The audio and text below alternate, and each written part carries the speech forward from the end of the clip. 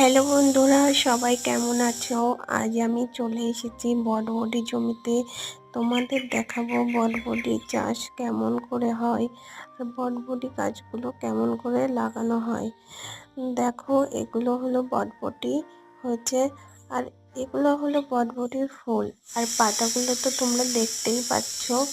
এই পাশের গাছগুলোই বটবটি তেমন হয়নি, ওই পাশের গাছগুলো হয়েছে। এগুলো একটু পরে লাগানো, তো একটু ধীরে, তাও অনেক দিনে হয়ে গেছে, গাছগুলো দেখে বুঝতে পারছো। কিন্তু প্রচুর বটবটি ফলন হয়েছে এবার। আর চারিপাশটার ভিউটা দেখো, আকাশটা তো দেখতে অসাধারণ লাগছে।